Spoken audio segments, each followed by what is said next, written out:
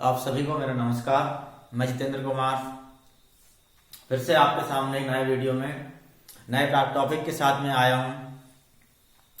चलिए आज देखते हैं हम हमारा जो अभी अध्याय चल रहा है, अध्याय 2 मापन एवं मात्रक चल रहा है। पिछला वीडियो में हमने इसके कुछ टॉपिक्स पढ़े थे, उसमें हमने पढ़ा था मूल राशियां, उनके मात्रक और संकेत के बारे में। उसी को आगे बढ़ाते हुए आज हम पढ़ते हैं। आज है हमारी पूरक मूल राशियां। पिछला वीडियो में हमने पढ़े थे मूल राशियां, उनके मात्रक और उनके संकेत। उसी में कुछ पूरक मूल राशियां हैं, उनके बारे में आज देखते हैं हम। पूरक मूल राशियां में नंबर 1 आता है समतल कोण, जिसे हम सामान्य भाषा में कोण भी कहते हैं, कोण या समतल कोण। इसका जो मात्रक है वो होता है रेडियन और इसका जो संकेत होता है उसको हम लिखते हैं small R D. Small R D ये इसका संकेत है। तो कोण क्या होता है? जब भी दो रेखाओं के बीच में जो भाग बनता है, जो दो रेखाएं किसी बिंदु पर आपस में मिलती हैं, तो ये वाला जो भाग होता है इसको हम कोण कहते हैं। तो कोण जो है यह मूल राशि नहीं है, इसको पूरक मूल राशि कहा गया है। पूरक मूल राशि इसका मतलब ये आंशिक रूप से मूल राशि है, पूर्णतः मूल राशि नहीं है, क्योंकि जो कोण है यह भी किसी पर डिपेंडेंट होती है, किसी पर निर्भर करती है। किस पर निर्भर करती है? कोण बराबर होता है, कोण बराबर ये जो वृत्त का छोटा सा भाग होता है जिसको हम लघु चाप बोलते हैं। यदि मान लो कि इसको यदि हम पूरा एक वृत्त बनाए चारों तरफ घुमाकर, तो ये जो OA होगी ये वृत्त की त्रिज्या हो जाएगी और OB भी जो होगी क्या होगी? वृत्त की त्रिज्या हो जाएगी। ये दोनों त्रिज्याओं से घिरा जो क्षेत्र है वही क्या कहलाता है? कोण कहलाता है। तो यहां पर देखिए ये जो वृत्त का छोटा सा भाग हमने लिया है, ये इसको बोलते हैं हम चाप, वृत्त का चाप। तो ये जो चाप AB है, चाप AB और वृत्त की त्रिज्या, वृत्त की त्रिज्या चाप बटे त्रिज्या, चाप अपान त्रिज्या, इसी को क्या बोलते हैं? हम कोण के रूप में परिभाषित करते हैं। कोण बराबर होता है चाप अपान त्रिज्या, जिसको हम लिख सकते हैं AB अपान त्रिज्या इसकी R है। इस प्रकार से कोण को परिभाषित करते हैं। तो कोण जो है वो मूल रूप से स्वतंत्र नहीं है, परंतु आंशिक रूप से स्वतंत्र है, इसलिए हमको इसको हम पूरक मूल राशियां कहते हैं, पूरक मूल राशि कहते हैं। इसका मात्रक रेडियन है और यह संकेत RD द्वारा दर्शाया जाता है। इसके बाद देखते हैं अगली जो पूरक मूल राशि है वो है घन कोण। अगली पूरक मूल राशि जो है वो घन कोण है। इसका मात्रक होता है स्टेरेडियन और इसको दर्शाते हैं हम इसके मात्रक को संकेत SR द्वारा, स्मॉल s स्मॉल r द्वारा। तो घन कोण क्या होता है हम देखते हैं। घन कोण के लिए यहाँ पर एक मैंने डायग्राम बनाया हूं। तो घन कोण जो है वास्तव में जो हमारा शंकु होता है, शंकुआकार, शंकुआकार जो भी आकृति होती है उसका जो वृत्त वाला जो कोण बनता है, जो चारों तरफ से घिरा हुआ रहता है, वह कोण को हम क्या बोलते हैं? घन कोण बोलते हैं। यदि आप एक शंकुआकार कोई भी आकृति बनाओगे तो उसका जो एक वृत्तीय भाग में जो कोण बनता है, जो चारों तरफ से घिरा रहता है, उसको हम क्या बोलते हैं? घन कोण बोलते हैं। तो ये जो घन कोण है इसको हम d ओमेगा से दर्शाते हैं। यहाँ पर देखिए मैंने इसको बनाने की कोशिश किया है। ये वाला जो भाग है बाहरी भाग है और ये 3 लाइन और एक लाइन जो है वो अंदर छिपी हुई है। तो ये चारों लाइन जो है वो उस पूरे वृत्तीय भाग को बता रही है, शंकु के वृत्तीय भाग को। तो इनसे घिरा जो क्षेत्र होता है इसी को हम क्या बोलते हैं? घन कोण बोलते हैं। तो घन कोण का जो निर्धारण करते हैं वो किस प्रकार होता है? इस क्षेत्र का क्षेत्रफल, तो इसको हम लिखते हैं DA, क्षेत्र का क्षेत्रफल को DA से, और ये जो शंकु है इसकी जो त्रिज्या होगी, शंकु की जो त्रिज्या होगी उसका वर्ग। इस प्रकार से घन कोण का निर्धारण करते हैं। तो जो घन कोण है ये भी किसी न किसी पर डिपेंड कर रही है, एक प्रकार से दूरी पे डिपेंड कर रही है, लंबाई पे डिपेंड कर रही है, इसलिए भी हम इसको मूल राशि नहीं कह सकते, या पूरक मूल राशि के अंतर्गत इनको रखा जाता है। तो दोनों कोण और घन कोण मूल रूप से लंबाई पर डिपेंड करती हैं, इसलिए इनको पूरक मूल राशियां कहते हैं। तो ये दो थी पूरक मूल राशियां, इनके बारे में मैंने आपको बताया। चलो आगे बढ़ते हैं हम लोग। व्युत्पन्न राशियां, व्युत्पन्न राशियां, इसके पहले वाले वीडियो में हमने मूल राशियों के बारे में पढ़े थे। आज हम पढ़ते हैं व्युत्पन्न राशियां क्या होती हैं। वे भौतिक राशियां जो एक दूसरे से स्वतंत्र नहीं होती, वे भौतिक राशियां जो एक दूसरे से स्वतंत्र नहीं होती हैं व्युत्पन्न राशियां कहलाती हैं। व्युत्पन्न राशियां कहलाती है, इसका मतलब ये है कि ये राशियां किसी न किसी राशि पर डिपेंड करती है। जो व्युत्पन्न राशियां होती हैं वो किसी न किसी मूल राशि पर डिपेंड करती हैं, उन पर निर्भर करती हैं और उन्हीं के आधार पर इनका निर्माण करते हैं, उनके आधार पर इसका निर्माण किया जाता है। तो हम देखते हैं व्युत्पन्न राशियां कौन कौन सी हैं। तो 7 मूल राशि और ये 2 हमारी पूरक मूल राशि, इनको छोड़ के भौतिक के क्षेत्र में जो भी राशियां आती हैं, भौतिक के क्षेत्र में हम जिन भी राशियों का अध्ययन करते हैं वे सभी व्युत्पन्न राशियां कहलाती हैं। तो इसके उदाहरण में मैं लिख देता हूं कुछ राशियां हैं, जैसे क्षेत्रफल,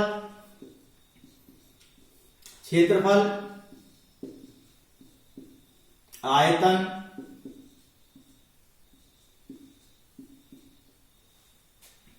वेग, त्वरण, संवेग,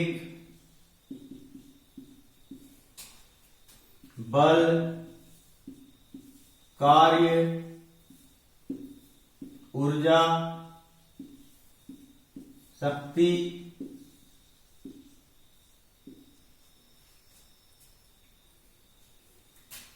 घनत्व,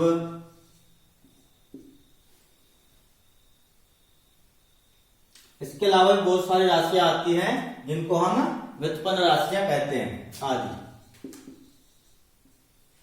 तो यहां पर देखिए आप लोग क्षेत्रफल जो है यह मूल रूप से लंबाई गुणा चौड़ाई, और लंबाई भी एक प्रकार की दूरी है और चौड़ाई भी एक प्रकार की दूरी है। तो 2 दूरियों के गुणनफल से क्या बनता है, क्षेत्रफल बनता है। वैसे ही आयतन जो है लंबाई, चौड़ाई और ऊंचाई, यहाँ पर जो 3 दूरियां हैं उनका जब हम गुणनफल करते हैं तो हमको क्या मिलता है, आयतन। तो कुल मिलाकर ये जो राशियां हैं ये कहीं ना कहीं लंबाई या दूरी पर डिपेंड हो रही हैं, लंबाई या दूरी पे निर्भर कर रही हैं, इसलिए इनको हम क्या बोलते हैं, व्युत्पन्न राशियां कहते हैं। वैसे ही वेग है, वेग बराबर होता है विस्थापन बटे समय। विस्थापन परिवर्तन की दर को वेग कहते हैं। तो विस्थापन बटे समय, तो एक प्रकार से वह लंबाई पर डिपेंड कर रहा है, विस्थापन मतलब लंबाई एक प्रकार की और समय पर डिपेंड कर रहा है। तो वेग भी जो है क्या है, व्युत्पन्न राशि है। इसके बाद त्वरण, तो वेग में परिवर्तन की दर को त्वरण कहते हैं, तो यह भी वेग पर डिपेंड कर रहा है, मतलब यह भी व्युत्पन्न राशि होगा। वैसे संवेग, द्रव्यमान गुणा वेग, द्रव्यमान के साथ जब वेग का गुणनफल करते हैं हम तब उसे क्या बोलते हैं, संवेग। बल बराबर क्या होता है, द्रव्यमान गुणा त्वरण, तो यह भी एक क्या है, व्युत्पन्न राशि है। ये जो सभी राशियां हैं आगे की, ये किसी न किसी रूप से मूल राशियों पर निर्भर होती हैं, इसलिए इनको हम व्युत्पन्न राशियां कहते हैं। आगे बढ़ते हैं हम मूल मात्रक। तो वे मात्रक जो एक दूसरे से परस्पर स्वतंत्र होते हैं मूल मात्रक कहलाते हैं। तो मूल मात्रक मूल रूप से वही मात्रक होते हैं जो कि मूल राशियों के होते हैं। हमने पिछले वीडियो में पढ़ा था मूल राशियों के बारे में, 7 मूल राशियां हैं। तो वो 7 मूल राशियों के जो मात्रक हैं वही मूल मात्रक है। 7 मूल राशियां कौन कौन सी है, लंबाई का मात्रक मीटर, द्रव्यमान का मात्रक किलोग्राम, समय का मात्रक सेकेंड, विद्युत धारा का मात्रक एम्पियर, ताप का मात्रक केल्विन, ज्योति तीव्रता का मात्रक कैंडेला और पदार्थ की मात्रा का मात्रक होता है मोल। तो ये जो 7 मात्रक हैं हमारे पास में, metre, kilogram, second, ampere, kelvin, candela और मोल, ये 7 जो मात्रक हैं इनको ही हम मूल मात्रक कहते हैं, जो कि एक दूसरे से बिल्कुल स्वतंत्र हैं, जो एक दूसरे पर बिल्कुल भी निर्भर नहीं करते हैं। तो ये 7 मूल मात्रक होते हैं। इसके बाद में हम बढ़ते हैं अगला, व्युत्पन्न मात्रक वे मात्रक जो एक दूसरे से परस्पर स्वतंत्र नहीं होते हैं। वे मात्रक जो एक दूसरे से परस्पर स्वतंत्र नहीं होते हैं व्युत्पन्न मात्रक कहलाते हैं। तो जो व्युत्पन्न राशियां हैं उनके जो मात्रक होंगे वही हमारे क्या कहलाते हैं, व्युत्पन्न मात्रक कहलाते हैं। मूल राशियों के मात्रकों को मूल मात्रक बोलते हैं और जो व्युत्पन्न राशियां हैं उनके मात्रकों को हम व्युत्पन्न मात्रक बोलते हैं। तो आइए हम पढ़ते हैं व्युत्पन्न मात्रकों के बारे में। किस प्रकार से व्युत्पन्न मात्रकों को निकाला जाता है।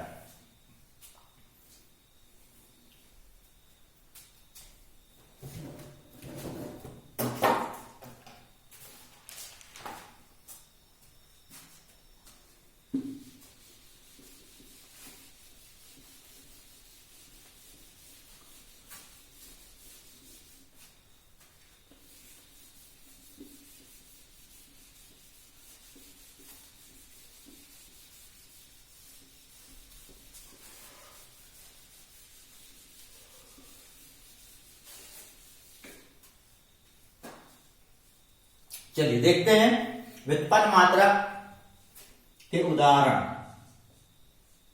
व्युत्पन्न मात्रक के उदाहरण नंबर 1 लेते हैं हम क्षेत्रफल। क्षेत्रफल बराबर हमको मालूम है क्या होता है, लंबाई गुणा चौड़ाई। लंबाई गुणा चौड़ाई, इसको हम क्या बोलते हैं, क्षेत्रफल। ये जो सूत्र है लंबाई गुणा चौड़ाई बराबर होता है क्षेत्रफल। तो लंबाई का मात्रक क्या होता है, लंबाई का मात्रक होता है मीटर, हमने पढ़ा है। और चौड़ाई, चौड़ाई भी एक प्रकार की लंबाई है। चौड़ाई भी जो है वो दूरी होती है ना, तो दूरी लंबाई है, तो चौड़ाई का मात्रक भी क्या होगा, मीटर। तो मीटर गुणा मीटर, तो क्या हो जाएगा, ये क्षेत्रफल का मात्रक जो होगा मीटर का वर्ग। मीटर वर्ग ये हो जाएगा क्षेत्रफल का मात्रक। ये व्युत्पन्न मात्रक है। कैसा मात्रक है, ये व्युत्पन्न मात्रक है। चलिए अगला देखते हैं हम आयतन।